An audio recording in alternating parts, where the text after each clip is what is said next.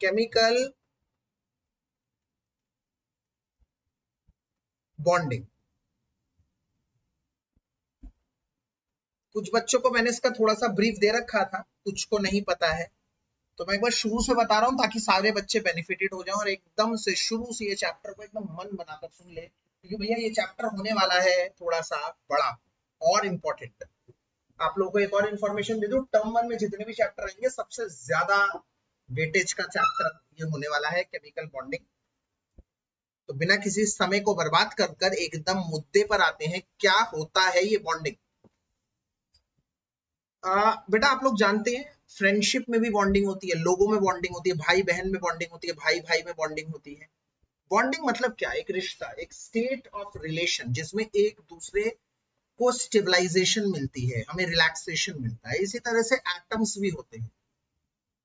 Have you ever wondered कि hydrogen plus hydrogen बनता है H2, helium plus helium He2 तो नहीं बनता। व्हाई? क्योंकि हाइड्रोजन अनस्टेबल है, हाइड्रोजन H2 बनकर वो स्टेबल होता है। यहां पर हीलियम ऑलरेडी स्टेबल है, वो अनस्टेबल बनता है बॉन्ड बनाने के बाद, जुड़ने के बाद। तो इसका मतलब सारा खेल स्टेबिलिटी का है। इसका मतलब ए और बी अगर एक बॉन्ड बना रहे हैं तो इसका मतलब एक बॉन्ड मतलब एक स्टेट ऑफ रिलेशन जिसमें वो दोनों जुड़े हैं और एक दूसरे को स्टेबल कर रहे हैं। और वहीं पर अगर ए और बी बॉन्ड नहीं बना रहे तो इसका मतलब वो ऑलरेडी पहले स्टेबल हैं, बॉन्ड बनाने के बाद वो अनस्टेबल हो रहे हैं। तो सारी की सारी बात यहां पर आके रुकती है जनाब कि हमारे आसपास के कई एटम्स पहले से ही कुछ स्टेबल हैं और कुछ स्टेबल नहीं है। तो जो स्टेबल नहीं है वो अपने आप को स्टेबल करने के लिए क्या करते हैं? आपस में जुड़ते हैं, आपस में एक दूसरे के साथ रिश्ता बनाते हैं, उसे कहते हैं बॉन्ड करना, केमिकल बॉन्डिंग, उसे कहते हैं केमिकल बॉन्डिंग। ठीक है, तो घूम फिर कर बात यहीं पर आ जाती है कि बॉन्डिंग इज अ रिलेशन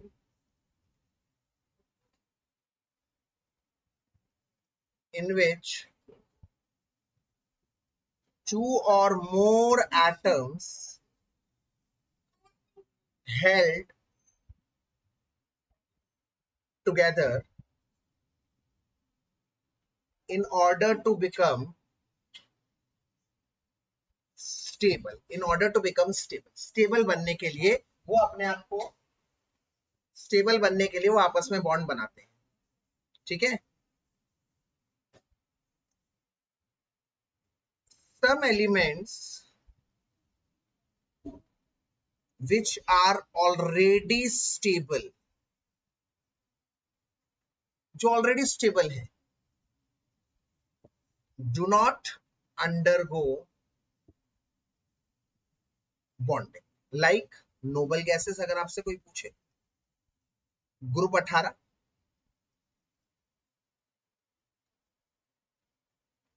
तो इसका मतलब सारे एलिमेंट बॉन्ड नहीं बनाते, कुछ एलिमेंट ही बॉन्ड बनाते हैं और कुछ नहीं बनाते। जो पहले से स्टेबल होते हैं वो नहीं बनाते, जो स्टेबल नहीं है वो अपने आप को स्टेबल बनाने के लिए बॉन्ड बनाते हैं। पहली चीज तो रही। अब सवाल आता है ये चैप्टर कैसे पढ़ा जाएगा, क्योंकि चैप्टर बड़ा है, मैंने आप लोगों को पहले ही बता रखा है। इस चैप्टर को हम लोग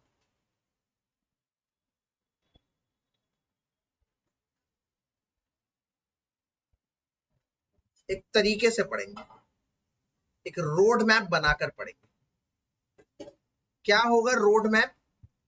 सबसे पहले इस चैप्टर का पार्ट 1 आता है जो सबसे बड़ा होता है। किसको? इसमें हम सिखाते हैं इंट्रोडक्शन ऑफ बॉन्डिंग। इंट्रोडक्शन में क्या क्या आता है? इंट्रोडक्शन में आता है बॉन्डिंग एंड इट्स टाइप्स। ये इंपॉर्टेंट, इसके टाइप्स हम पढ़ेंगे सबसे पहले।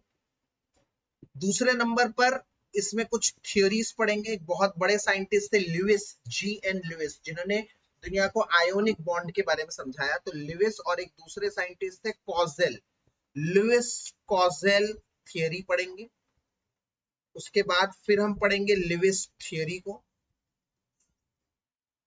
अकेले, लिविस थियरी ऑफ ऑक्टेट जिसे कहते हैं, और इसी में लिविस डॉट स्ट्रक्चर पढ़ा जाएगा, फिर उसकी कमियां पढ़ी जाएंगी, क्या है लिविस डॉट स्ट्रक्चर की कमी। एक आपको इंपॉर्टेंट चीज सिखाऊंगा इसमें कॉम्पिटेटिव के लिए, टीवीयूएसयू सिस्टम, वो जब सिखाऊंगा तभी बताऊंगा क्या है, ये कॉम्पिटेटिव एग्जाम्स के लिए आप लोगों को हेल्प करेगा। फिर एक कॉन्सेप्ट ऑफ फॉर्मल चार्ज सिखाऊंगा, फिर रेजोनेंस सिखाऊंगा, रेजोनेंस के बारे में बताऊंगा, फिर डाइपोल मोमेंट के बारे में बताएंगे, फिर बॉन्ड पोलराइजेशन के बारे में बताएंगे, और फिर बॉन्ड पैरामीटर्स के बारे में बताएंगे। ये आता है हमारा पहला पार्ट, चैप्टर का दूसरा पार्ट, ये सबसे बड़ा पार्ट है पहला पार्ट। चैप्टर का दूसरा पार्ट बहुत अच्छा है, इजी है, VSEPR valence shell electron pair repulsion theories की फुल फॉर्म है, जब हम कराएंगे तब बताएंगे। पार्ट थर्ड है इसका VBT and hybridisation, VBT and hybridisation.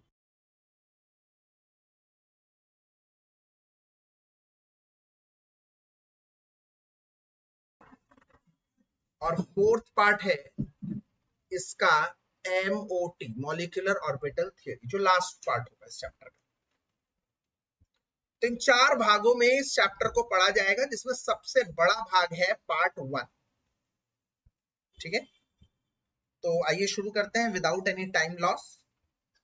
हम लोग ऑलरेडी कर चुके हैं, इंट्रोडक्शन बता चुका हूं, टाइप्स ऑफ बॉन्डिंग के बारे में भी चर्चा कर देता हूं। एक काम करता हूं, मैं इसको कर देता हूं स्लाइड 1, ठीक है ना, इस तरह से चलेगी तो अब ज्यादा बेटर रहेगा। भाई चैप्टर को शुरू हमने ऐसे किया, केमिकल बॉन्डिंग,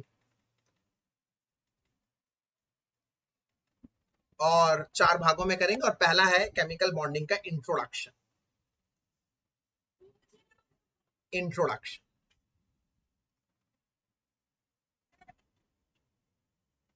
तो इंट्रोडक्शन में व्हाट इज बॉन्डिंग मैंने बता दिया। बॉन्डिंग एक रिलेशन है जिसमें 2 या 2 से अधिक एटम आपस में जुड़े होते हैं बच्चों, ताकि वो ज्यादा स्टेबल हो सके।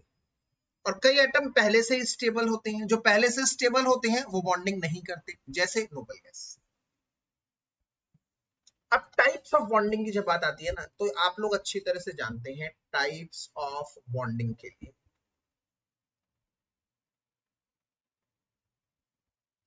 आप जानते हैं सबसे पहला जो बॉन्ड डिस्कस हुआ था ना, मैं आप लोगों को बताऊं, सबसे पहले समझाया गया था आयनिक बॉन्ड। ये बहुत पुराना बॉन्ड है बच्चों,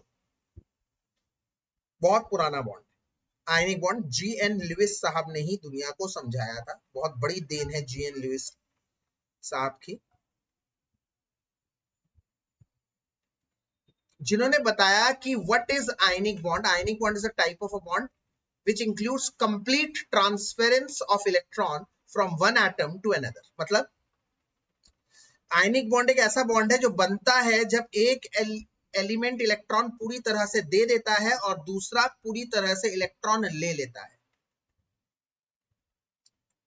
जो पूरी तरह से दे दे और जो पूरी तरह से ले ले, इसको इलेक्ट्रोवैलेंट बॉन्ड भी कहा जाता है। तो पहला आइए शुरू करते हैं आयोनिक स्लैश, इसे ही कहते हैं हम लोग इलेक्ट्रो वैलेंट बॉन्ड। क्या होता है ये आयनिक बॉन्ड या इलेक्ट्रोवैलेंट बॉन्ड? सबसे पहले लाइन में, when a bond is formed by the complete transfer of one or more electron of one atom to the another atom, when a bond is formed by the complete transfer of one or more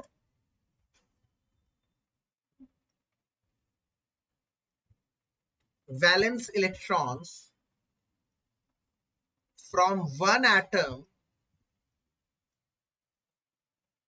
to another, एक atom पूरी तरह से दूसरे atom को दे देता, so as to complete, so as to become stable, so as to attain stable configuration, ताकि वो सभी स्टेबल कॉन्फ़िगरेशन को अटेन कर, so as to attain stable configuration,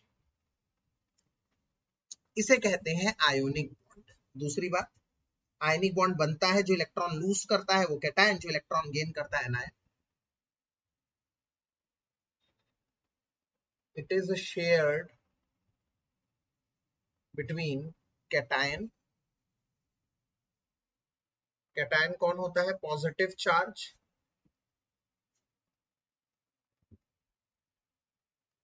which loses electron, and anion bracket में negative charge which gains electron, इन दोनों के बीच में share किया जाता है। तो बेसिकली ये पॉजिटिव और नेगेटिव के बीच का एक इलेक्ट्रोस्टैटिक फोर्स है। तो basically it is an electrostatic force of attraction between a cation and an ion, ठीक है। एग्जाम्पल Na प्लस एक इलेक्ट्रॉन देके बनता है, Cl माइनस इलेक्ट्रॉन लेके बनता है, और उनके बीच में NaCl बच जाता है। और एक अहम बात, ये एक नॉन डायरेक्शनल बॉन्ड है, it is a non directional bond. इस नॉन डायरेक्शनल बॉन्ड का मतलब क्या हुआ सर, समझाइए तो। बिल्कुल, अब Na प्लस यहाँ है और Cl माइनस यहाँ है तो भी बॉन्ड बनेगा, Cl माइनस को यहाँ हटाकर अगर मैं ऐसे लगा दूं तो भी बॉन्ड बनेगा, Cl माइनस को यहाँ लगाऊंगा तो भी बॉन्ड। भाई पॉजिटिव और नेगेटिव तो आपस में अट्रैक्शन करेंगे, चाहे मैं उसको नेगेटिव पॉजिटिव लिख दूं या पॉजिटिव नेगेटिव लिख दूं, उसका मतलब यहाँ पर डायरेक्शन की कोई इंपॉर्टेंस नहीं है, डायरेक्शन की कोई इंपॉर्टेंस नहीं है। इस बात को आप लोग गांठ मार लीजिए। अगर मैं बात करता हूं आयनिक कंपाउंड्स की, तो अगला ionic compounds are also known as crystalline compounds. Crystalline compounds होते हैं, क्रिस्टलाइन फॉर्म में रहते हैं, डेफिनेट ज्योमेट्री शो करते हैं, high melting and boiling point दिखाते हैं, they have high MP and BP, मतलब melting point और boiling point. They are soluble in water and other polar solvents, soluble हो जाते हैं। They are soluble in water and other polar solvents, ये आपको ध्यान रखना है। इसके बाद अगला बॉन्ड आता है जनाब, सेकंड टाइप का बॉन्ड आता है covalent bond. Covalent bond, covalent bond क्या होता है, जब एक जना इलेक्ट्रॉन दे देता है, दूसरा इलेक्ट्रॉन ले लेता है, जैसे ए और बी शेयर कर लेते हैं, सॉरी मैंने दे दिया ले दिया गलत बोल दिया, ए के पास इलेक्ट्रॉन था, बी के पास इलेक्ट्रॉन था, इन्होंने इस इलेक्ट्रॉन को आपस में बॉन्ड बना लिया कि दो ए के भी माने जाएंगे, बी के भी माने जाएंगे, दोनों इक्वल इक्वल पार्टिसिपेट करेंगे। तो यहां पर क्या लिखेंगे आप, the bond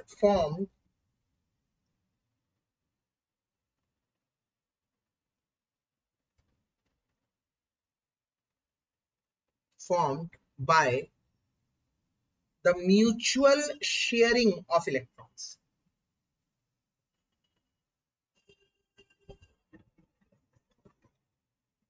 mutual sharing of electrons between the combining atoms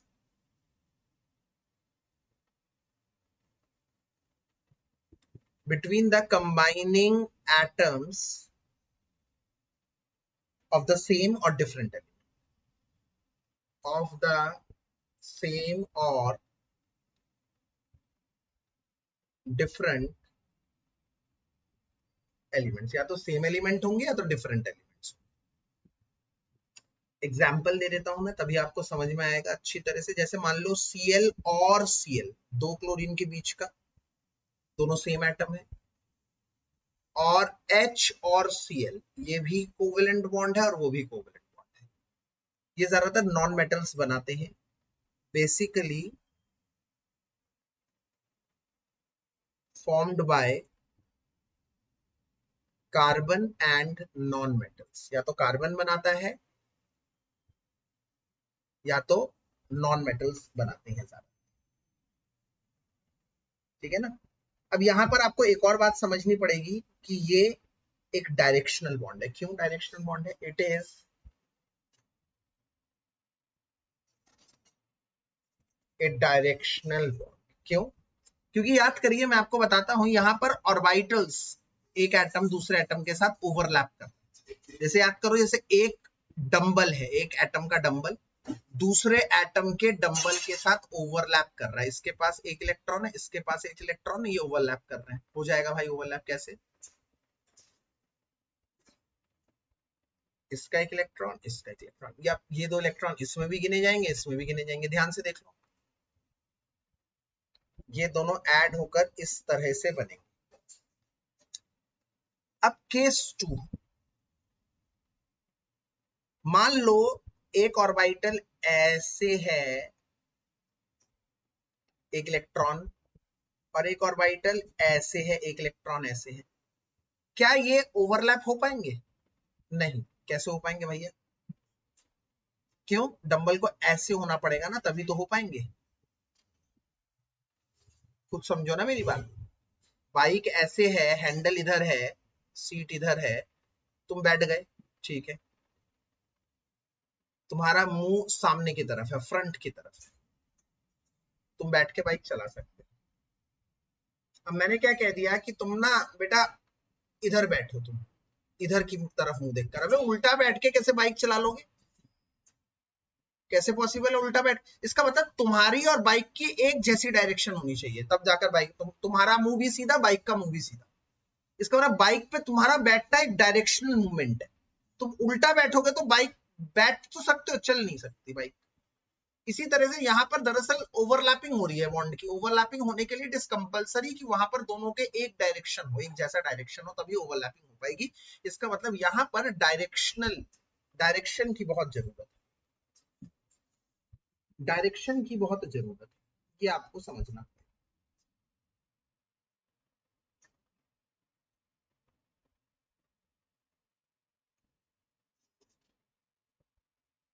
अगर मैं बात करता हूं इसकी प्रॉपर्टीज की, तो इनका मेल्टिंग पॉइंट, बॉइलिंग पॉइंट भी हाई होता है भाई, बट आयोनिक वालों से लो होता है।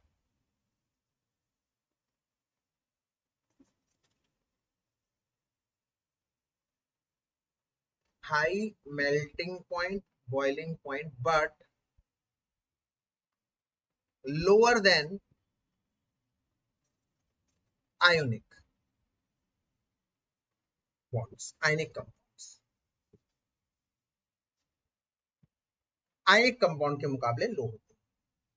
ये ज्यादातर पानी में इनसॉल्युबल होते हैं, ये less soluble, mostly insoluble or less soluble in water। पानी के अंदर अच्छी तरह से इसकी सॉल्युबिलिटी नहीं होती, ठीक है। तो ये तो रहा भैया दूसरे तरह का बॉन्ड। अब आता है तीसरे तरह का। ये तीसरे तरह का बॉन्ड थोड़ा सा नया हो सकता है आप लोगों के लिए, क्योंकि आप सभी जानते हैं, सभी अच्छी तरह से समझते हैं आयनिक बॉन्ड और कोवेलेंट बॉन्ड को, पर ये तीसरे तरह का बॉन्ड आप लोगों को थोड़ा सा ज्यादा ध्यान से समझना पड़ेगा।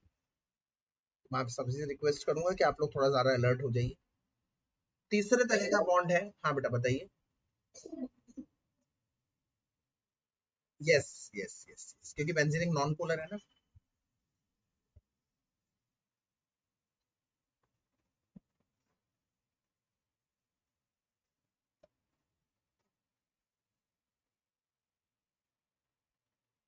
तीसरा है coordinate bond.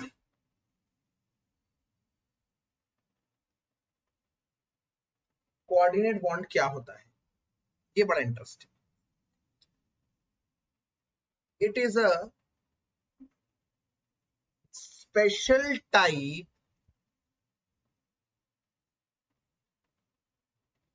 of covalent bond. It is a special type of covalent in which the bond pair electrons are coming from one atom. From one atom. It is a special type of covalent bond in which bond pair of electrons are coming from one atom. आपको समझाता हूं तब समझ में आएगा। जैसे मान लीजिए ये है नाइट्रोजन। नाइट्रोजन के पास बाहर वाले शेल में कितने इलेक्ट्रॉन होते हैं भाई, एक बार बताइए तो। नाइट्रोजन का एटॉमिक नंबर है 7। 7 का मतलब हो गया 2,5, मतलब बाहर वाले शेल में 5 इलेक्ट्रॉन का हो। तो 1 इलेक्ट्रॉन हो गया, 2 इलेक्ट्रॉन हो गया, 3 इलेक्ट्रॉन हो गया। तो 2 इलेक्ट्रॉन अभी भी रह गए नाइट्रोजन के, बता दूं मैं आप लोगों को, स्पेयर। बाकी ये वाला हाइड्रोजन के साथ बॉन्ड है। Let me take another colour to show the bond between hydrogen.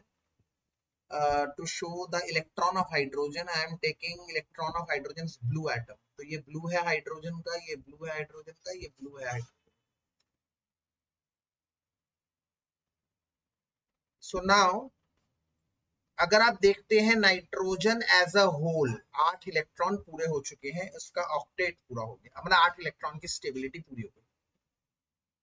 But ये वाला जो इलेक्ट्रॉन है, नाइट्रोजन के 2 इलेक्ट्रॉन जो बॉन्ड का हिस्सा नहीं बने, इनको कहते हैं हम लोग, इनको कहते हैं bond pair.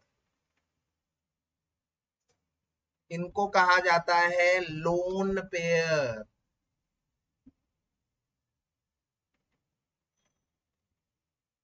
LP, BP, lone pair, bond pair. ठीक है, इसको शॉर्टकट में ऐसे भी बना सकते थे, NH3 या फिर H3 इधर लिख दो और ये आ गए इसके लोन पेयर। ऐसे ही एक और कंपाउंड मैंने टेक कर लिया, BF3। ध्यान से देखिएगा, जिसमें बोरॉन है बीच में और बोरॉन के 3 साइड है फ्लोरीन। ठीक है, तो अगर मैं बोरॉन की बात करूं तो बोरॉन का एटॉमिक नंबर है 5, मतलब 2,3। इसका मतलब इसके पास 3 इलेक्ट्रॉन होने चाहिए थे भैया वैलेंस शेल में, बाहर वाले शेल में। अगर आप ध्यान से देखते हैं, 1 2 3, 3 हो गए। अब मैं अगर फ्लोरीन के इलेक्ट्रॉन ब्लू डॉट से दिखाऊं, 1 2 3, तो कुल मिलाकर बोरॉन के कितने हुए भाई साहब? बोरॉन के हुए टोटल मिलाकर 6, 8 तो हुए नहीं। तो बोरॉन परेशान है भाई साहब। बोरॉन जाता है नाइट्रोजन के पास, नाइट्रोजन कहता है कोई हेल्प कर दो। नाइट्रोजन कह रहा है हाँ मेरे पास तो एक स्पेयर इलेक्ट्रॉन है। जैसे गाड़ी के पीछे स्टेपनी होती है ना, सभी जानते हैं ना, गाड़ी के पीछे स्टेपनी होती है, एक एक्स्ट्रा टायर होता है। भाई किसी को चाहिए, ले भैया मेरे तो 4 लगे हुए हैं, एक एक्स्ट्रा ये तू ले ले। तो नाइट्रोजन उन दोनों इलेक्ट्रॉनों को दे देता है। तो यहां पर क्या हो जाता है, NH3 है, BF3 है, और ये 2 इलेक्ट्रॉन ऐसे जा रहे हैं। दोनों इलेक्ट्रॉन नाइट्रोजन भी शेयर कर रहा है और बोरॉन भी शेयर कर रहा है, बट है दोनों इलेक्ट्रॉन किसके? नाइट्रोजन। मतलब अगर ये नॉर्मल कोवेलेंट बॉन्ड होता तो ऐसा होना चाहिए था, एक इलेक्ट्रॉन नाइट्रोजन का, एक इलेक्ट्रॉन बोरॉन का। बट ये नॉर्मल कोवेलेंट बॉन्ड नहीं है, इसमें दोनों इलेक्ट्रॉन नाइट्रोजन के। इस बात को गांठ बांध लो। तो ये बना एक कोऑर्डिनेट बॉन्ड। कोऑर्डिनेट बॉन्ड का मतलब special type of covalent bond. मैं आपको दोबारा बता दूं, आखिरी बार बता रहा हूं, इसके बाद इस बात की चर्चा नहीं करूंगा। जैसे मान लीजिए A ने एक इलेक्ट्रॉन दिया, B ने एक इलेक्ट्रॉन दिया, दोनों के बीच में बॉन्ड बन गया। इसे कहते हैं नॉर्मल कोवेलेंट बॉन्ड। अब ए ने ही दोनों इलेक्ट्रॉन दिए, बी का कोई इलेक्ट्रॉन ही नहीं है, बट शेयर दोनों कर रहे हैं, तो ये कोवेलेंट बॉन्ड है, but special type of covalent bond जिसमें दोनों इलेक्ट्रॉन एक ही एटम से आ रहे हैं। इस special type of covalent bond को हम कोऑर्डिनेट बॉन्ड कहते हैं। चलिए आगे बढ़ते हैं। इसके बाद आगे बढ़ते हैं लुईस कॉजेल थियरी। ध्यान से देखिएगा, लुईस कॉजेल थियरी क्या कहती है। लुईस कॉजेल थियरी कहती है भाई साहब कि कुछ कुछ एटम्स स्टेबल होते हैं और कुछ कुछ एटम स्टेबल नहीं होते। तो कौन कौन से एटम स्टेबल होते हैं? जिनका वैलेंस शेल, बाहर वाला शेल, एक क्यूब की तरह, जैसे क्यूब होता है ना, क्यूब के कितने कॉर्नर्स होते हैं? तब वो लोग जानते नहीं थे नोबल गैस वगैरह, बस इतना जानते थे कि नोबल गैस के बाहर वाले शेल में 8 इलेक्ट्रॉन होते हैं, और जैसे 8 इलेक्ट्रॉन 8 कॉर्नर्स होते हैं ना क्यूब के, अगर वो सारे क्यूब के कॉर्नर्स भरे हुए हैं, फिल्ड हैं, तो हम कहेंगे वो स्टेबल है। बट अगर कोई एक भी कोना भरा हुआ नहीं है तो वो अनस्टेबल है और वो बॉन्डिंग करेगा। तो क्या कहता है ये थियरी? ये थियरी कहती है, according to this theory,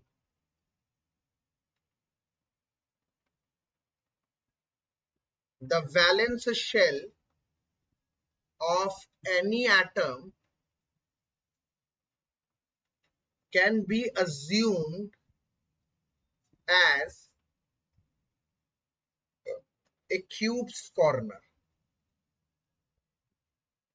A cube's corner having all the corners filled with electron, that is having 8 electrons in valence shell, is considered as noble gas configuration or stability, stable configuration. Those elements in which the corners are all filled are stable, while others will form bond to stabilize themselves. ठीक है? एक और बात, example, जैसे sodium, ध्यान से देखिएगा बच्चों,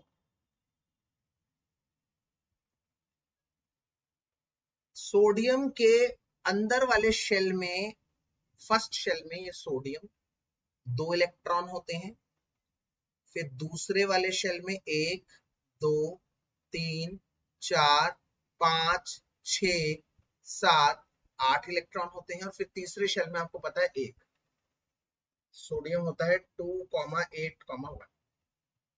ठीक है? एक और एग्जांपल लेते हैं, क्लोरीन।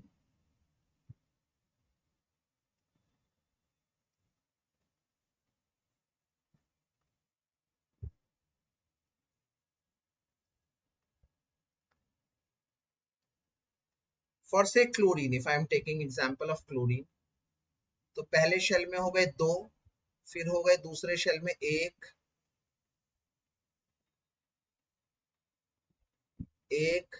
2 3 4 5 6 7 8। दोनों के वैलेंस शेल को कैसे रिप्रेजेंट करें? एक काम करते हैं, एक को इसमें ले लेते हैं, इसके वैलेंस शेल में 1 और इसके वैलेंस शेल में 1 2 3 4 5 6 7, ये है। ठीक है?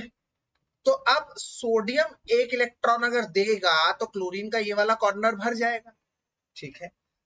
अब सोडियम जब एक इलेक्ट्रॉन देगा तो ये सोडियम का ये अंदर वाला शेल देख रहे हैं आप, उसमें 8 इलेक्ट्रॉन है, जैसे ये चला जाएगा वो उसका वैलेंस शेल बन जाएगा।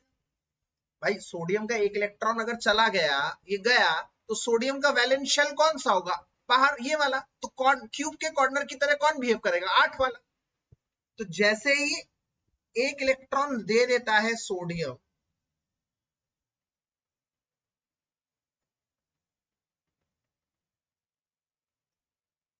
सोडियम जैसे ही एक इलेक्ट्रॉन दे देता है वो बनता है Na2।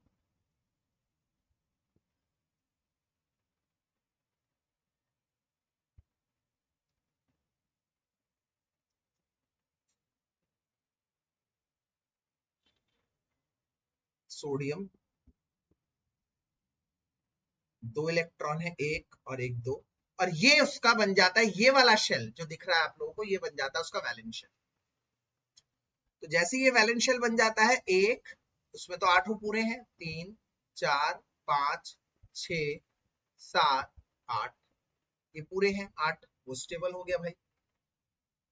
वहीं पर क्लोरीन भी बच्चों स्टेबल हो गया, क्योंकि क्लोरीन का जो एक बॉक्स खाली था, एक सॉरी बॉक्स कह रहा हूं, कॉर्नर खाली था, वो भी भर गया, वो कॉर्नर भी भर गया chlorine. So now chlorine will become chlorine 2, 2 4 5 6 7 8। अब बन गए 1 2 3 4 5 6 7 8, ये 8 बन गए। इसका मतलब क्लोरीन भी स्टेबल हो गया बच्चों। तो इसका मतलब इस पुरानी थियरी में अब Na ने एक इलेक्ट्रॉन दे दिया तो Na बन गया Na+, वो बन गया 2,8, और Cl बन गया Cl- बन गया 2,8,8।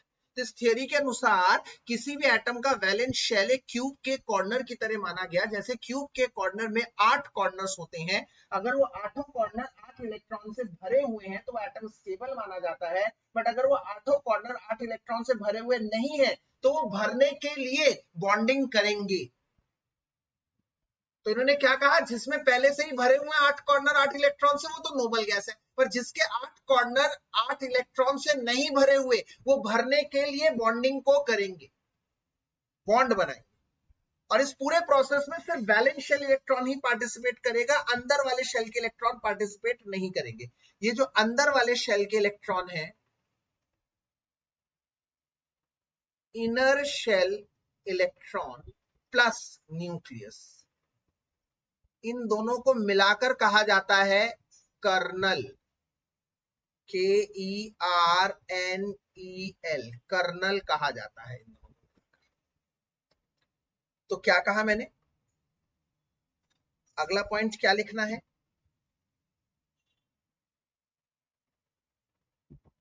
In bonding only the valence shell electron participates, while the inner shell electrons along with the nucleus remains inert in the process of bonding। ये ल्यूइस कॉजेल की थ्योरी थी। अब आए ल्यूइस साहब ने कहा भाई तुम इतनी मेहनत क्यों कर रहे हो, एक बॉन्ड NaCl को दिखाने में तुम्हें 10 मिनट लग रहे हैं भाई साहब। मैंने कहा हाँ यार मेहनत तो हो ही रही है। कह रहे छोड़ो ये सब, ये क्यूब के कॉर्नर वॉर्नर वो तो पुरानी थियरी थी, अब ल्यूइस ने अपनी अलग थियरी क्या दी। ल्यूइस अब तक समझ चुका था क्या माजरा है, ल्यूइस समझ चुका था कि एटम का वैलेंस शेल कोई क्यूब के कॉर्नर वॉर्नर जैसा नहीं है, उसका मेन मकसद ये है 8 इलेक्ट्रॉन का होना, बस उसने क्या देखा कि एटम्स के सारे कॉर्नर भरे हुए हैं, इसका मतलब सारे क्यूब के कॉर्नर कितने होते हैं, 8। तो उसने उस बात को पकड़ा, उसने कहा किसी एटम के पास अगर 8 इलेक्ट्रॉन है तो वो स्टेबल है, 8 इलेक्ट्रॉन नहीं है तो वो स्टेबल नहीं है। तो उसने क्यूब के कॉर्नर वाली बात को हटा दिया अपने थियरी से और उसको सिंपल बनाया। उसने क्यूब के कॉर्नर को सिर्फ 8 वर्ड से रिप्रेजेंट किया कि अगर किसी के पास 8 इलेक्ट्रॉन है तो वो स्टेबल है, 8 इलेक्ट्रॉन नहीं है तो वो स्टेबल नहीं है। इसको उसने ऑक्टेट रूल कहा, ऑक्टेट रूल। और साथ में ये भी कहा कि पहले शेल में तो 8 इलेक्ट्रॉन हो नहीं सकते, जैसे हाइड्रोजन हीलियम तो कभी भी 8 इलेक्ट्रॉन नहीं कर सकते, तो क्या कभी वो स्टेबल नहीं होंगे? नहीं भाई, वो स्टेबल होंगे। उसने कहा क्योंकि पहले शेल में मैक्सिमम ऑक्यूपेंसी 2 इलेक्ट्रॉन की है, तो पहले शेल में 2 इलेक्ट्रॉन होने पर भी वो स्टेबल हो जाएगा और उसे हम डुप्लेट कहेंगे। तो एक हो गया ऑक्टेट और एक हो गया duplet.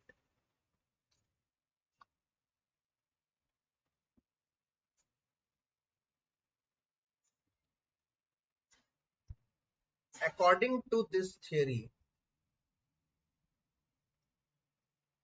if any atom has 8 valence shell electron, it will be considered as stable. It is known as octet rule. While those elements having less than 8 valence shell electron will undergo bonding to attain octet. मतलब जिसके पास पहले से octet है वो stable है, bond नहीं करेगा, जैसे कि नोबल गैस। पर जिसका ऑक्टेट कंप्लीट नहीं है, जिसमें 8 इलेक्ट्रॉन वैलेंस शेल में नहीं है, उससे कम है, तो वो भैया बॉन्डिंग करेगा ऑक्टेट पूरा करने के लिए। For first shell atoms like hydrogen and helium, stability will be attained by having 2 electrons, that is duplicate। और आसान कर दिया इसने एक और चीज, क्या? उसने कहा भैया एक एटम को पहले से तामझाम करते थे ना, एक क्यूब बनाते फिरते थे, कॉर्नर वॉर्नर बनाते फिरते थे, हटाओ इन सबको। इन्हें क्या कहा? Every atom will be shown by its symbol. Every atom will be shown by its symbol along with some dots, kuch dots, which shows the number of their valence shell electron. Example, Na को सिर्फ एक dot से दिखाओ, chlorine को 7 dots, क्योंकि chlorine के valence shell में 7 electron है। और ये रहा इन दोनों के बीच का आयनिक बॉन्ड। खत्म, झमेला ही खत्म भैया। ये क्या कर रहे थे हम पहले बेवकूफों की तरह? तो बहुत मेहनत वाली बात हो गई। कह रहे नहीं भैया ये सब मत करो, ये क्यूब का कॉर्नर वॉर्नर कुछ नहीं है। उन्होंने अपनी थ्योरी को आसान कर दिया। उन्होंने कहा भाई पहली बात तो ये रही कि 8 इलेक्ट्रॉन हो रहे हैं तो स्टेबल है, 8 इलेक्ट्रॉन नहीं हो रहे तो स्टेबल नहीं है। तो उसका मतलब 8 का फंडा है, 8 को ऑक्टेट बना दिया। अब पहले शेल में 8 हो नहीं सकते तो डुप्लेट का फंडा बना दिया। इसके बाद तीसरी बात उसने ये कह दी कि हर एटम को अपने सिंबल से शो करो, उसके साथ में कुछ डॉट बना दिया करो। डॉट कितने बनाओगे? जितने उसके पास वैलेंस शेल इलेक्ट्रॉन है। बात खत्म, ल्यूज थ्योरी खत्म। अब ल्यूज थ्योरी की कमी तो भी तो सुनो। कमियां कमियां, डीमेरिट्स। ओहो, स्लाइड भी खत्म हो गई।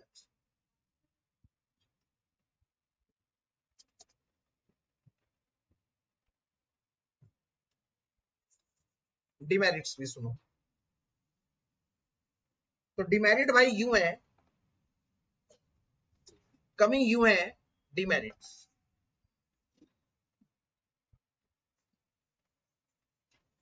Demerits of Lewis octet rule. कमी नंबर 1, भाई कई कंपाउंड ऐसे निकले जो ऑक्टेट बनाने बॉन्ड बनाने के बाद भी ऑक्टेट पूरा नहीं कर पा रहे। मैं क्या बोल रहा हूं, मतलब बॉन्ड क्यों बनाया जाता था, क्या बताया था लिविस साहब ने, बॉन्ड क्यों बनाया जाता था? बॉन्ड इसलिए बनाया जाता था ताकि वो अपना ऑक्टेट पूरा कर सके, 8 इलेक्ट्रॉन का खांचा पूरा कर सके। तो भाई जब ये बता रहा है कहानी में ट्विस्ट कि कई ऐसे भी कंपाउंड देखे गए हैं जिसने बॉन्ड बनाया फिर भी उसका ऑक्टेट पूरा नहीं हुआ, पर वो कंपाउंड तो स्टेबल है, इसका मतलब ल्यूइस थ्योरी कहीं ना कहीं डाउट में आ रही है भैया, कहीं ना कहीं डाउट में आ रही है, कहीं ना कहीं डाउट में आ रही है। एग्जाम्पल दूंगा तभी तो समझ में आएगा। पहले तो बता दो इन कंपाउंड का नाम क्या है। इनको कहते हैं इनकम्प्लीट ऑक्टेट, ऑब्वियसली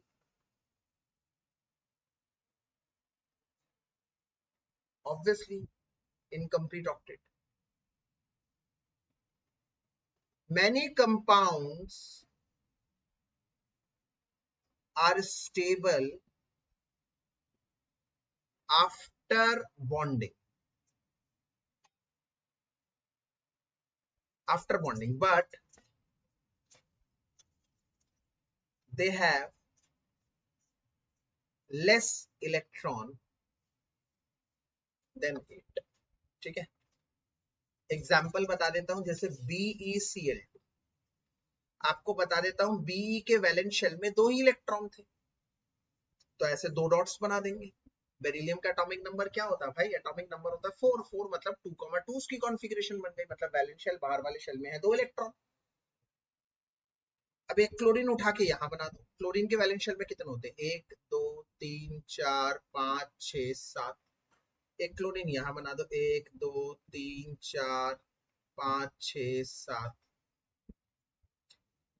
अब तुम देखो क्लोरीन को, देखो जरा, सबकी नजर जरा क्लोरीन पे है। क्लोरीन के ये है ऑक्टेट पूरा हो गया, 1 2 3 4 5 6 7 8, क्योंकि ये 2 इलेक्ट्रॉन भैया बेरिलियम के भी हैं और क्लोरीन के भी हैं। इसी तरह से यहाँ पर इस वाले क्लोरीन का भी ऑक्टेट पूरा हो गया, पर बात ये है भैया बेरिलियम के तो सिर्फ 4 इलेक्ट्रॉन पूरे हुए, 2 इधर 2 इधर, फिर भी बेरिलियम स्टेबल है। तो ये क्या माजरा है, ये समझा नहीं पाए लुईस साहब, क्योंकि लुईस साहब तो कह रहे थे 8 इलेक्ट्रॉन होना चाहिए। माना क्लोरीन स्टेबल है क्योंकि दोनों क्लोरीन में 8 8 इलेक्ट्रॉन है, बेरिलियम तो स्टेबल नहीं है ना, बेरिलियम में तो 8 इलेक्ट्रॉन पूरे नहीं हो रहे। तो हमने लुईस साहब से पूछा, लुईस साहब ये तो देखो इनकम्प्लीट ऑक्टेट, ऑक्टेट पूरा नहीं हुआ फिर भी ये स्टेबल है। तो लुईस साहब कह रहे भैया सॉरी, मैं आपकी कोई हेल्प नहीं कर सकता क्योंकि ये तो मेरी कमी है मेरी थियरी की, अब मैं क्या ही कर सकता हूँ। अब सिंपल सीधा सा लॉजिक है ना, आप इलेक्ट्रिक स्कूटर चला रहे हैं, देखो इलेक्ट्रिक स्कूटर आजकल बड़े हाइप में है, आपने स्कूटर ले लिया भैया, ओला का ले लिया या फिर कोई आजकल एक नया आया है, एक, एक बड़ा एक नया सा आया है इलेक्ट्रिक स्कूटर, क्या नाम था उसका? नहीं नहीं, एथर तो है, एक और आया है यार एक नया, वीदा, वीदा करके है ना, किसी ने सुना है क्या? वीदा, हाँ प्रत्युष अपडेट है भाई, अपडेटेड बंदा है। और किसी ने नहीं सुना वीदा? वीदा हीरो की कंपनी है जिसने ईवी बनाया। चलो छोड़ो जो तुम इलेक्ट्रिक ले आए, मैंने कहा ठीक है भैया बहुत बढ़िया। अब तुम्हें मिल गया है, तुम जा रहे हो हाई रोड पे, नेशनल हाईवे पे जा रहे हो, मान लो उसने तुम्हें कह दिया नेशनल हाईवे पे जाओ, तुम लेके स्कूटर जा सकते हो, वैसे तो कई हाईवे पे अलाउड है। अब तुम निकल गए भैया, खाली रोड है भैया, पूरी रोड खाली, सब गाड़ियां जा रही है 120 130 पे जा रही है, बाइकें शू शू करते हुए, भैया तुम 80 पे अटक गए। तो वैसे तो इलेक्ट्रिक व्हीकल्स के काफी सारे फायदे हैं, बट ये उसकी एक लिमिटेशन है। तुमने फोन किया भैया ओला वाले को, हाँ भाई ओला देखो सारी बाइकें तो 120 पे जा रही है, मेरे सामने की पूरी सड़क खाली है, बताओ मैं तो 80 के ऊपर नहीं जा पा रहा, 90 के ऊपर नहीं जा पा रहा, क्या करूं? तो ओला वाला क्या कहेगा, भैया गाड़ी की कुछ कमियां हैं, तो कमियों में से एक है, फायदे हैं तो कमी है, इसी तरह से थियरी के फायदे हैं तो कमी है। फायदे कई सारे हैं, इसने कई एटम्स की स्टेबिलिटी के बारे में बताया, ल्यूइस कॉजेल के मुकाबले इसने हमें काफी आसान बताकर थियरी को समझाया, बॉन्डिंग का नजरिया बताया, बट इसके नुकसान भी है कई, जैसे ऐसे कंपाउंड BeCl2 BeCl3 ऐसे कई कंपाउंड जो बन जाते हैं पर उसके जो सेंट्रल एटम है उसके पास 8 इलेक्ट्रॉन से कम इलेक्ट्रॉन होते हैं, इनकम्प्लीट ऑक्टेट होते हैं। इसके अलावा इसका उल्टा भी एक होता है जिसमें क्या होता है, बॉन्ड बनाने के बाद सेंट्रल एटम के पास 8 इलेक्ट्रॉन से ज्यादा हो जाते हैं, फिर भी वो स्टेबल है। 8 इलेक्ट्रॉन से ज्यादा, समझ रहे हो, उसे हम कहते हैं एक्सपैंडेड ऑक्टेट, और कई शब्दों में उसको सुपर ऑक्टेट भी कहा जाता है।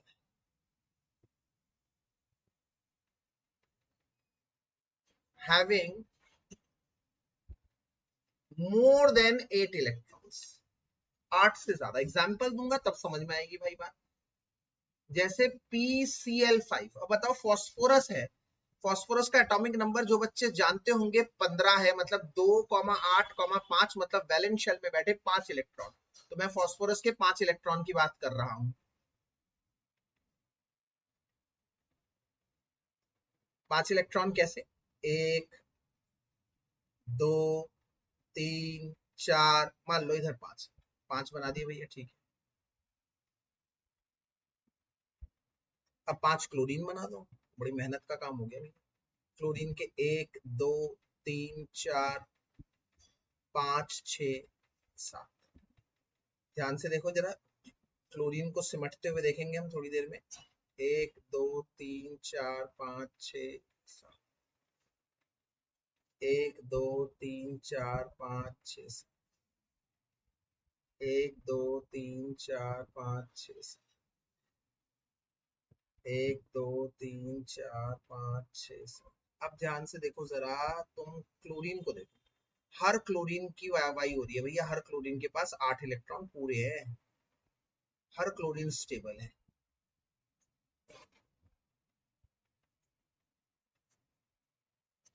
हर क्लोरीन स्टेबल है। फॉस्फोरस की बात करता हूं ना,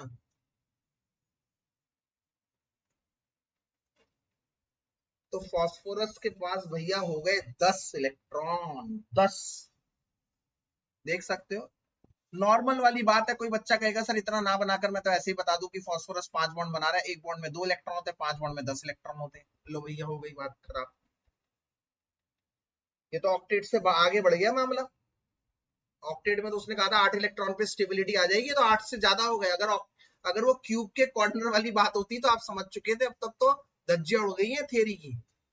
कहेगा भैया 10 कैसे आ गए, अभी तो 8 ही थे कॉर्नर, 10 कहां से बना लूं मैं। ऐसा कौन सा क्यूब आ जाएगा जिसमें 10 इलेक्ट्रॉन हो जाएंगे, भैया 10 क्यूब है तो कुछ ना कुछ तो कमी रहती है।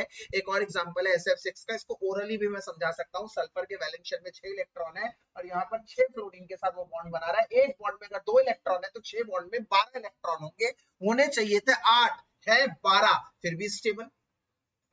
तो इनको हम कहते हैं एक्सपैंडेड ऑक्टेट या फिर सुपर ऑक्टेट, जिसमें 8 ये से अधिक इलेक्ट्रॉन मौजूद होते हैं।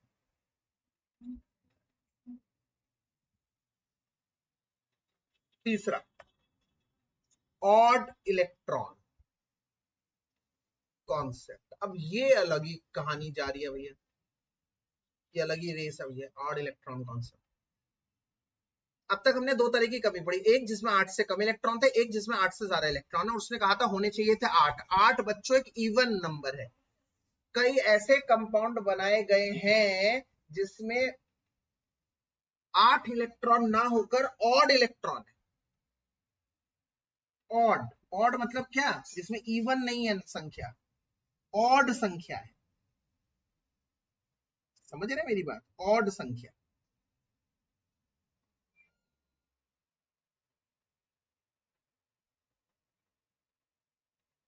जैसे जैसे NO2 का बॉन्ड,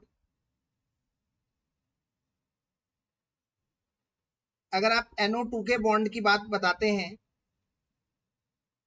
या फिर O2 माइनस का बॉन्ड, या फिर NO का bond, certain molecule which have odd number of electrons.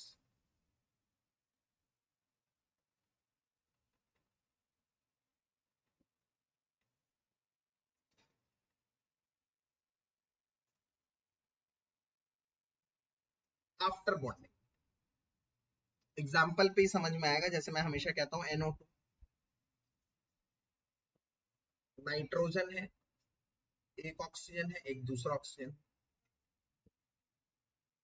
अब नाइट्रोजन के पास वैलेंस शेल में 5 इलेक्ट्रॉन। अब देखो तुम गंभीर समस्या, ऑक्सीजन के पास तो 6 ही है, 1 2 3 4 5 6, 1 2 3 4 5 6।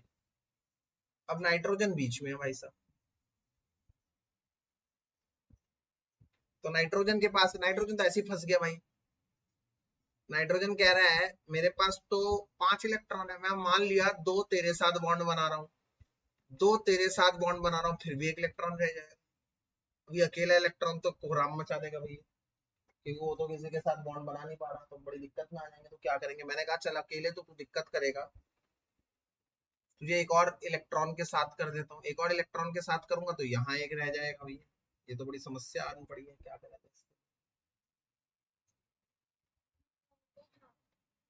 तो हम लोग क्या करते हैं, यहाँ पर अगर एक रख भी दूं तो इस तरह से बॉन्ड बनाने के बावजूद एक इलेक्ट्रॉन रह जाएगा, तो इसे कहते हैं ऑड इलेक्ट्रॉन कॉन्सेप्ट।